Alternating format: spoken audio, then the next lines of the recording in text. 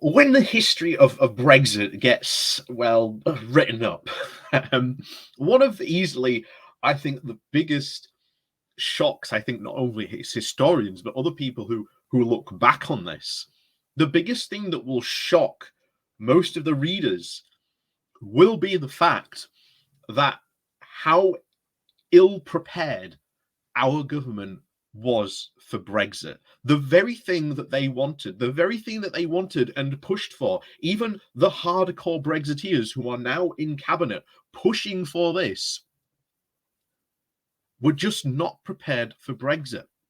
Now, mostly, I think, is because, well, they really didn't understand Brexit themselves. They didn't understand how modern, economies work, how modern trade works. They just had no idea. And also, you've got to take into the Brexit fantasy stuff, where they were saying, if not only were saying prior to 2016, but saying long afterwards, that we would still be able to enjoy the exact same access that we had to the EU, even though we were outside the customs union and the single market and EU infrastructure. That's doesn't work that way. It doesn't work that way, guys. And yet, time and time again, we've been covering this constantly of the port authorities or different ports saying, we are not prepared for Brexit. You haven't given us enough money to build the infrastructure. We are scrambling to build this infrastructure because you are giving us no money, and we are using everything we can to try and build it.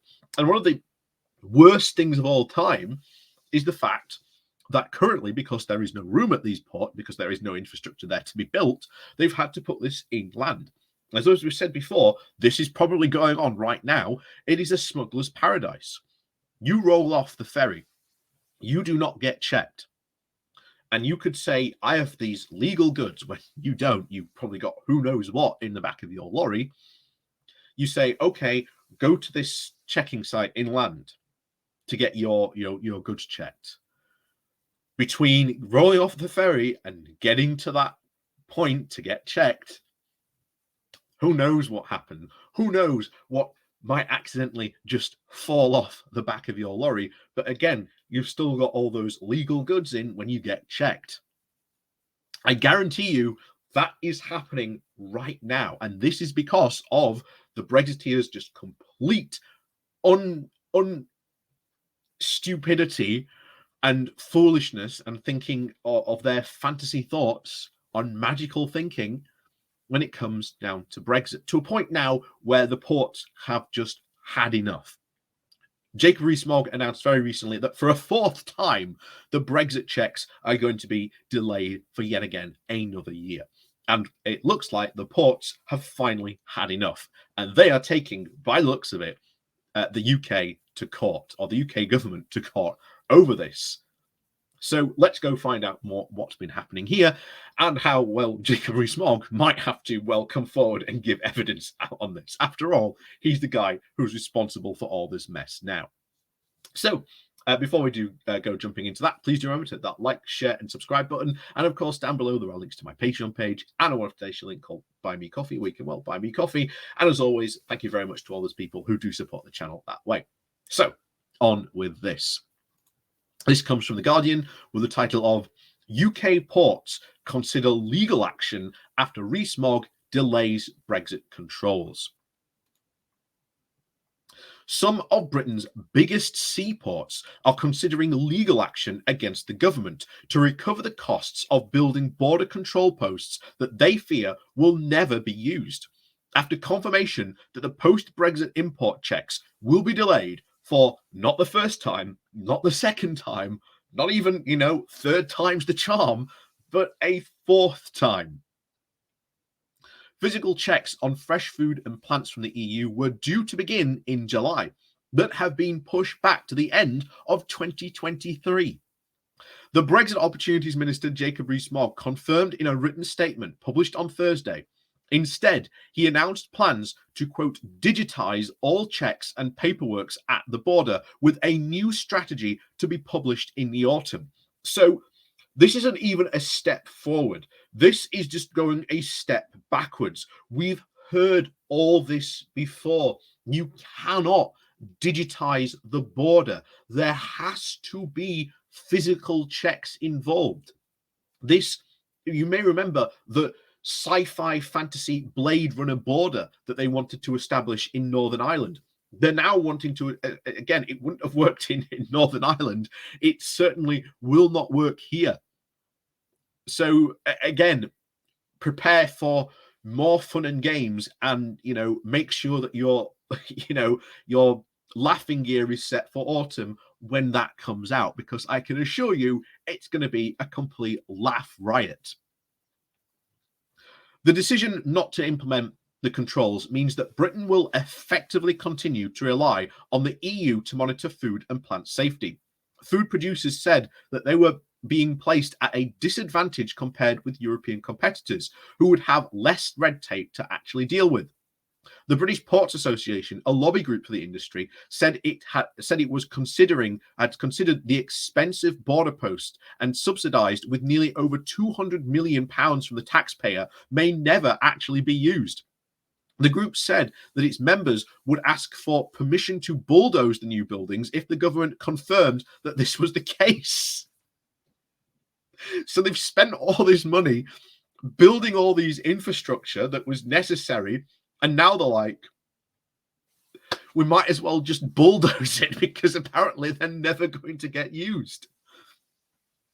Richard Ballantyne, the BA's chief executive, said that the ports had rushed to get the infrastructure ready on time. This announcement is a major policy change, meaning the facilities will effectively become white elephants, wasting millions of pounds of public and private funding. Ports have already begun hiring staff in preparation for those additional post-Brexit checks. Meanwhile, the government spent public money building inland border control facilities at sites where there was not enough space for the infrastructure next to the quay. And again, we've just mentioned about how big a problem that is at the beginning of the video. While the EU introduced checks on goods arriving from the UK immediately after the Brexit, ministers are now targeting the end of 2023 for new border control regimes, 3 years after the end of the Brexit transition period, and that checks were meant to start on the 1st of July and on dairy on the 1st of September, with all remaining checks on goods, on fish and composite foods to be subject to full checks from the 1st of November. A date for controls on live animals has even yet to be agreed. During a tour of Eurotunnel's focus facilities on Thursday, Rees Mogg concluded that money had been spent on facilities that may not be needed. I do accept that some money was spent in preparation for the 1st of July, which won't be needed. But ports will, quote, benefit as they are staying at Eurotunnel from easing the flow, he told The Guardian. You're easing the flow because there are no checks, Jacob. I'm lost for words. I really am. Rees Mogg said that the move could save British businesses up to £1 billion in annual costs. Although all post-Brexit paperwork and checks that have already been introduced will remain in place, he said. It would be wrong to impose new checks now during the cost of living crisis. This could drive up food prices even further. Then why, you may remember, we were making the case continuously that it was not a good idea to do Brexit now. Just push it back.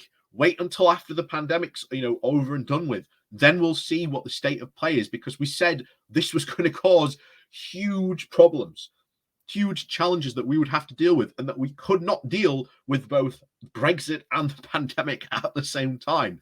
And yes, we were right. We could not deal with both at the same time. The operator of Eurotunnel, although which a quarter of all trade between the UK and EU passes, welcomed the announcement, saying that we would have had to check more certificates and more declarations, and it would not have been able to board trucks which didn't have the right paperwork to go with the goods, said John Keefe, the Director of Public Affairs at GetLink.